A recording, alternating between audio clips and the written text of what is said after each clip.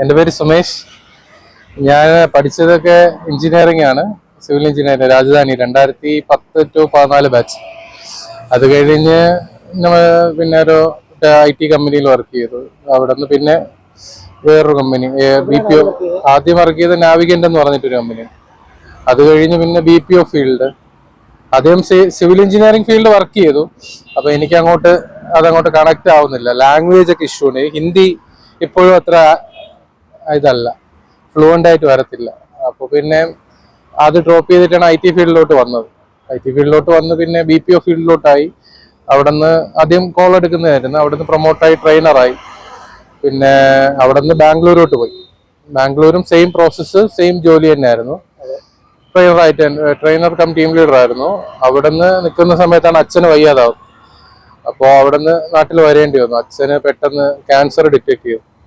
അപ്പോൾ പിന്നെ ആ ജോലി റിസൈൻ ചെയ്തിട്ട് നാട്ടിൽ വന്നായിരുന്നു. ട്രീറ്റ്മെന്റ് ഒക്കെ ആയപ്പോഴത്തേക്ക് എനിക്കൊരു വർക്ക് ഫ്രം ഹോം ജോബ് കിട്ടിയായിരുന്നു. അത് കണ്ടിന്യൂ ചെയ്തു. അതൊരു 3 വർഷം ആയി. പക്ഷേ ഇപ്പോൾ അടുത്തായിട്ട് അവർ ഹെഡ് കൗണ്ട് ഒക്കെ കുറയ്ക്കുന്നതിന്റെ ഭാഗമായിട്ട് ഡെയിലി വർക്ക് പ്രഷർ പോലെ ഡെയിലി ജോലി പോകുന്നുള്ളൊരു പ്രഷർ വരും.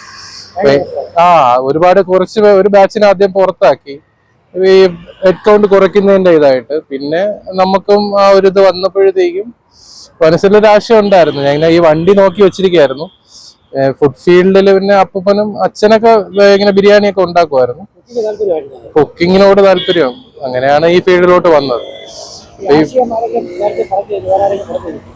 അല്ല, പെട്ടെന്ന് തോന്നിയൊരു ആശയമാണ്. ആദ്യം അങ്ങനെ ആരും വീട്ടിലായിരുന്നാലും അമ്മയൊക്കെ ആയിരുന്നാലും ഒരു ഇതുണ്ടായിരുന്നു റോഡില് നിൽക്കുന്നതിന്റെ. ഇപ്പൊ പിന്നെ അമ്മയായിരുന്നാലും പറയുന്നതെന്ന് വെച്ച് കഴിഞ്ഞാൽ ഒരെണ്ണം കൂടെ ഓപ്പൺ ചെയ്യുക, അതേപോലെ ഒരു കടയായിട്ട് എടുക്കുക. എൻ്റെ ഒരു ഫ്രണ്ട് ഗോകുലാണ്, പുള്ളിയാണ് എനിക്ക് ഫുൾ സപ്പോർട്ട് തരുന്നത്.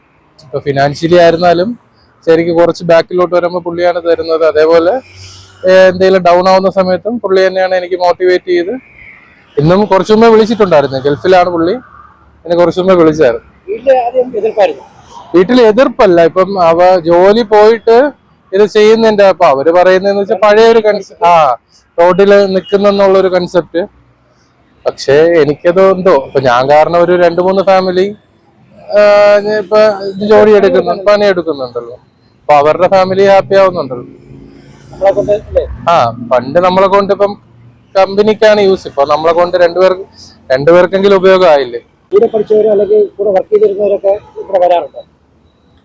കൂടെ വർക്ക് ചെയ്തവരൊക്കെ വരാറുണ്ട്. കൂടെ പഠിച്ച അവര് ഗൾഫിൽ നിന്നൊക്കെ മെസ്സേജ് അയച്ചിട്ടുണ്ട്, നാട്ടിൽ വരുമ്പോ വരാന്ന്.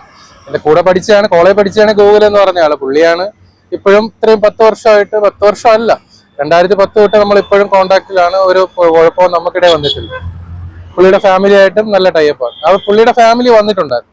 ഇത് തുടങ്ങി 2-3 ദിവസം ആയപ്പോഴത്തേക്കും പത്തനംതിട്ടയിൽ നിന്ന് ഇവിടെ വന്നായിരുന്നു. എഞ്ചിനീയറിംഗ് പഠിച്ചിട്ട് നമ്മളിങ്ങനെ ജോലി ചെയ്യുന്നത് എന്തെങ്കിലും?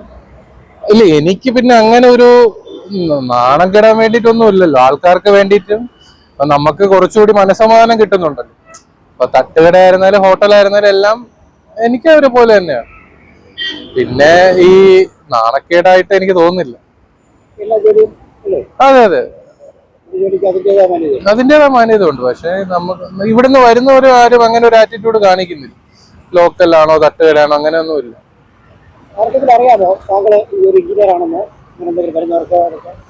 ഇല്ല, അങ്ങനെ അറിയാന്നുള്ളവർക്ക് അറിയാം, അല്ലാതെ വരുന്നവർക്ക് അറിയാൻ ചാൻസ് കുറവാണ്. കാര്യം നമുക്ക് അങ്ങനെയൊന്നും അറിയത്തില്ലല്ലോ.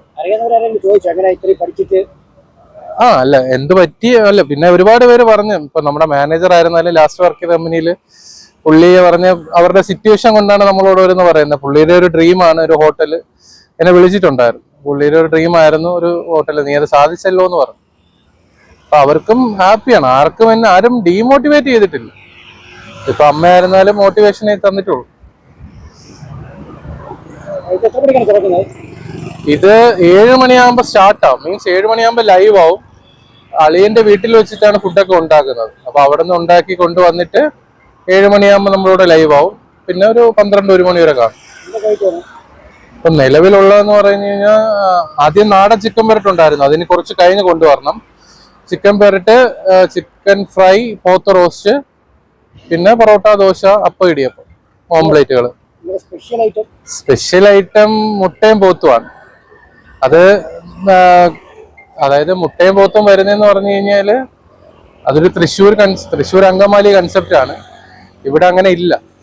അപ്പോ അത് സ്റ്റാർട്ട് ചെയ്തതാണ്. കപ്പ ബിരിയാണി പോലെ അല്ല, പക്ഷെ കപ്പ ഇല്ലാതെ മുട്ടയും അതേപോലെ ഇതും തമ്മിലുള്ള ഒരു മിക്സാണ്.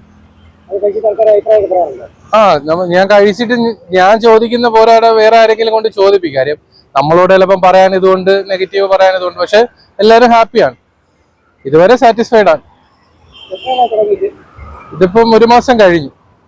1 മാസം അല്ല, ജനുവരി മുതൽ തുടങ്ങിയാണ്. ഇപ്പൊ 2 മാസം കഴിയും. എങ്ങനെയുണ്ട്? ഇപ്പോ ഒരു ഡാൻസിങ് മൈൻഡ് സൗമ്യ ചേച്ചി വന്നതിന് ശേഷം ഒരു ഇമ്പ്രൂവ്മെന്റ് ഉണ്ട്. പുള്ളിക്കാരിയാണ് ഫസ്റ്റ് നമ്മളെ മോട്ടിവേറ്റ് ചെയ്യാനായിട്ട് എത്തിയത്. പിന്നെ ഈ ഇതുപോലെ എന്തെങ്കിലും ചെയ്യാൻ താല്പര്യമുള്ളവർക്ക് അല്ലെങ്കിൽ എന്താണ് പറയാനുള്ളത്? ഇതുപോലെ ചെയ്യാൻ താല്പര്യമുള്ള ധൈര്യമായിട്ട് നമുക്ക് അങ്ങ് ഇറങ്ങാം. ഇത് ശേഷമേ നമ്മൾ ബിസിനസിനെ പറ്റിയൊക്കെ കുറച്ച് ആദ്യം നമുക്ക് എന്തായിരുന്നാലും ഒരു ഇത് കാണത്തില്ല. ഇപ്പൊ എനിക്കായിരുന്നാലും സാധനങ്ങൾ മേടിക്കുന്നതിനെ പറ്റിയും പൊടികളെ പറ്റിയൊക്കെ ഒരു ഐഡിയ ഇല്ലായിരുന്നു. ഇപ്പൊ ഏകദേശം ഒരു ധാരണ വന്നിട്ടുണ്ട്. അപ്പൊ എന്തായിരുന്നാലും നമ്മള് മനസ്സ് കൊടുത്തങ്ങ് ഇറങ്ങുക. സപ്പോർട്ട് ചെയ്യാൻ ഒരാൾ കൂടെ ഉണ്ടെങ്കിൽ നമുക്ക് അത്രയും സന്തോഷം. ജോലി എടുക്കാൻ പറ്റും. അത് വലിയൊരു കാര്യമാണ്. ഡെയിലിയാണ് നമ്മളിപ്പോ കാൽക്കുലേറ്റ് ചെയ്ത് നോക്കുമ്പോഴത്തേക്ക് നമ്മൾ അവർക്ക് കൊടുക്കുന്നത് ഏകദേശം ഒരു IT കമ്പനിക്കാരന് കൊടുക്കുന്ന സാലറി നമ്മൾ കൊടുക്കുന്നത്.